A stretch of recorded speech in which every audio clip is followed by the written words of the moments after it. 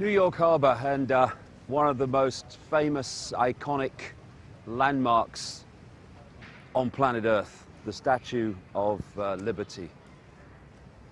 I've been to America many times, and to New York many times, and I love the place. Basically, I don't like everything about it, but I love coming here, and I've always gotten very well with many of the people, most of the people that I've come across.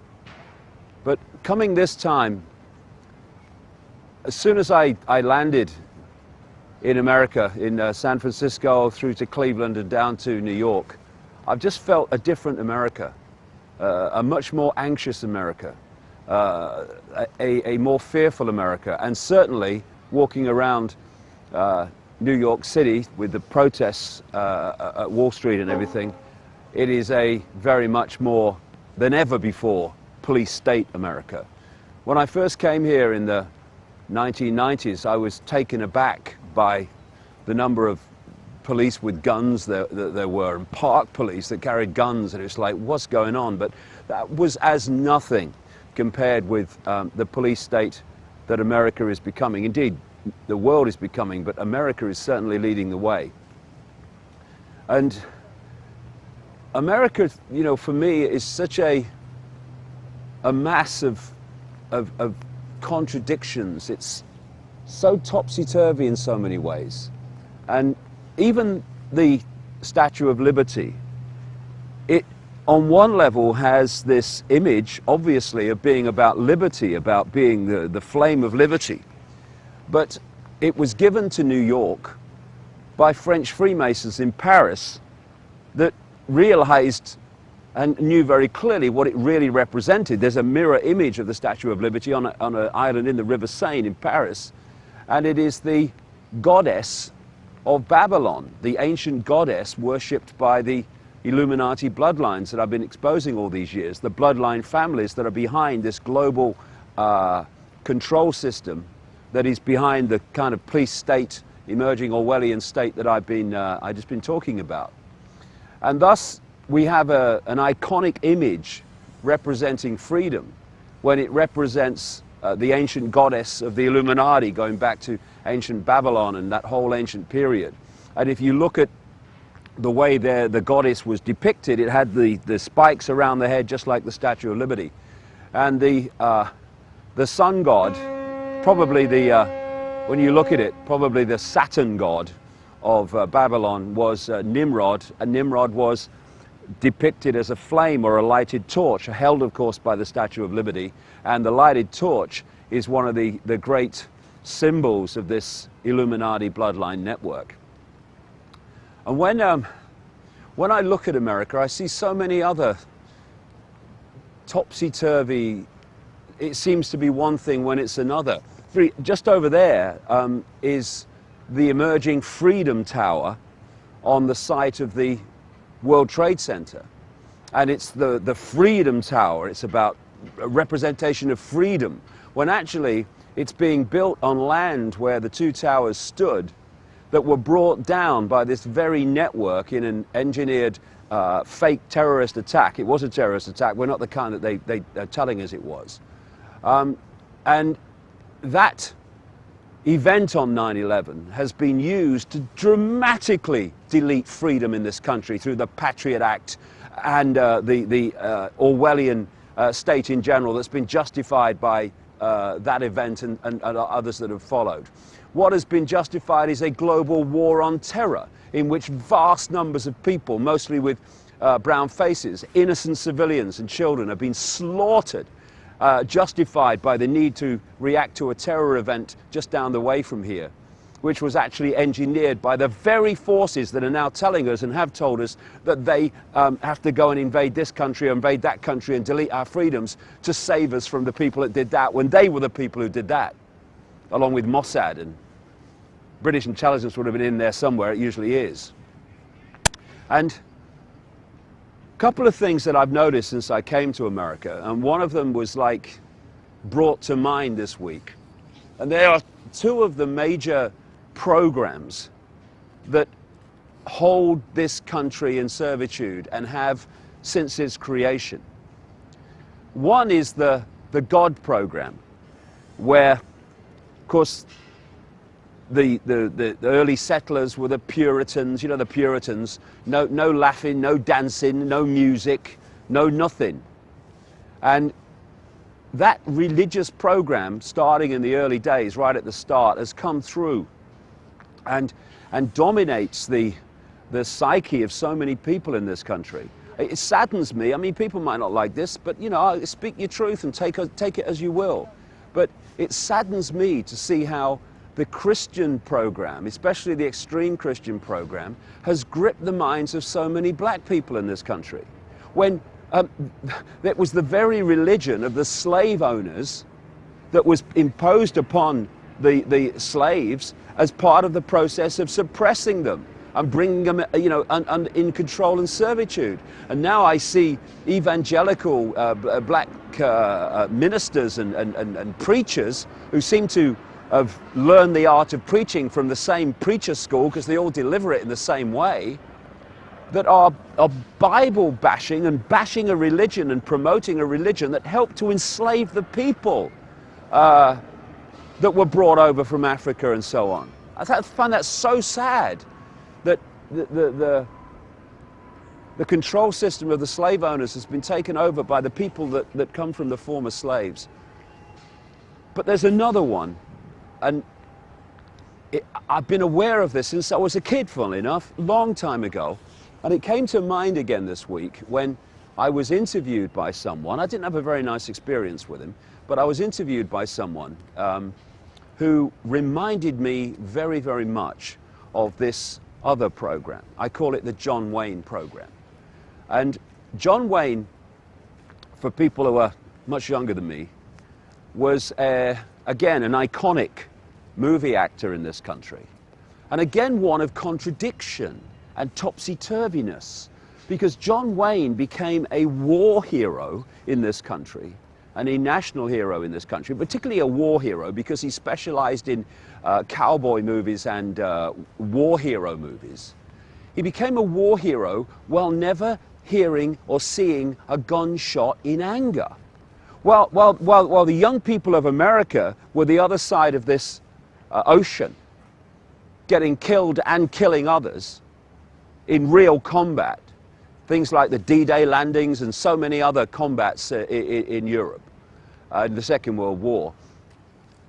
John Wayne was on a movie set in Hollywood having makeup put on before his next scene, and yet he became the symbol of America, as so many people have been programmed to see America. And this is very, very, very important, I would suggest, to so much that's been allowed to happen, and so much that has happened, justified and supported by this John Wayne mentality I'm talking about.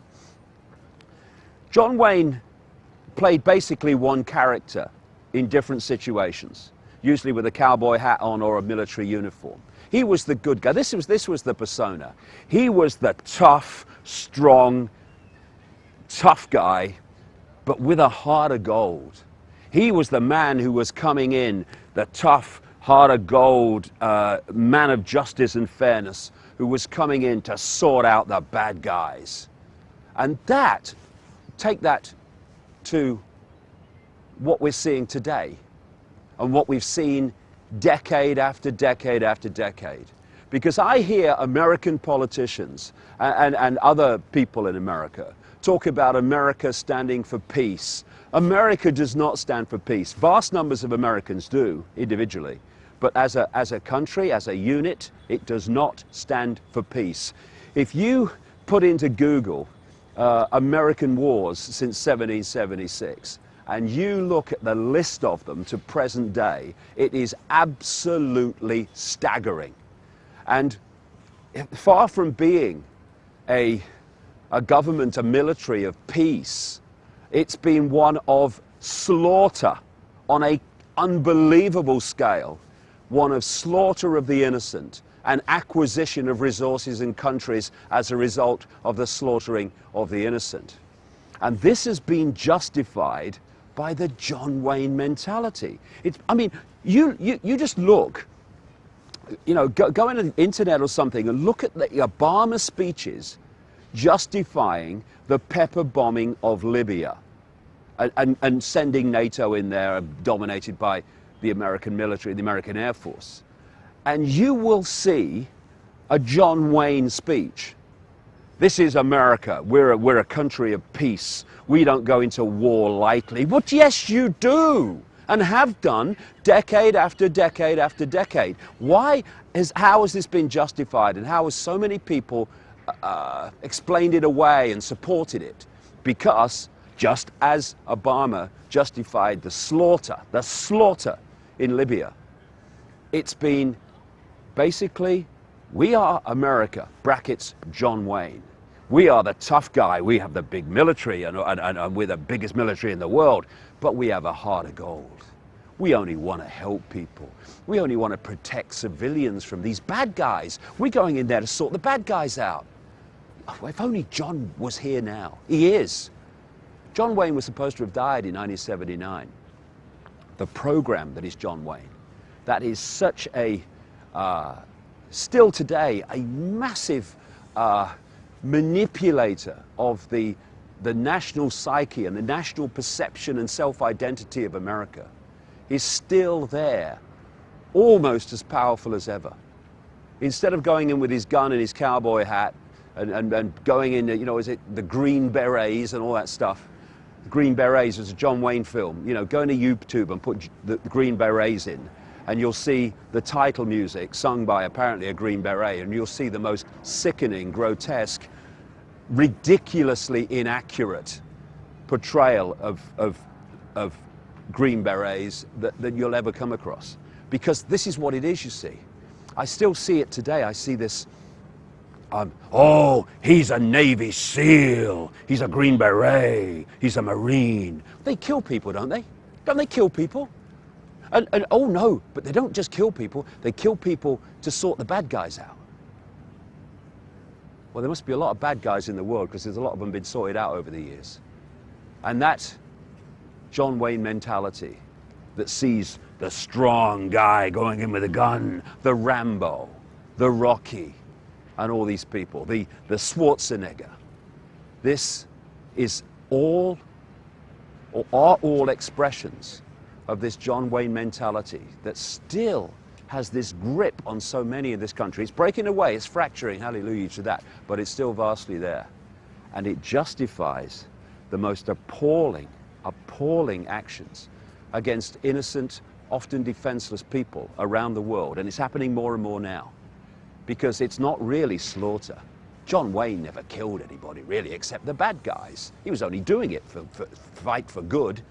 And that's the way that so many see the American military and the grotesque history it has.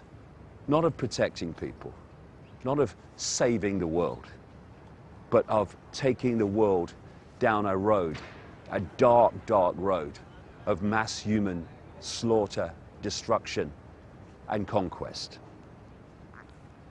And so, when you come to America, you meet so many nice people. And it's an incredible country in so many ways. But it's being systematically destroyed, militarily and financially, to bring it under the heel of a world government dictatorship. If you want a world government dictatorship and you want control of the planet over every country and every people, you cannot have superpowers with the financial and military might to say no to you. So ironically, while we're seeing this slaughter, while we're seeing all these wars of conquest, we're seeing the country that's set up to be the fall guy doing them, because, you know, so many of the guns shot by America, symbolically and literally, are actually loaded in Europe with the center of this global secret society network. So America is being used to destroy itself. And you know, every year, if you add in all the costs of the American military, all the hidden costs, this country, when people increasingly are living in tent cities, are losing their homes, are losing their jobs, are losing their livelihoods, this country is spending in excess of $1 trillion a year on the military and overseas acts of slaughter and conquest.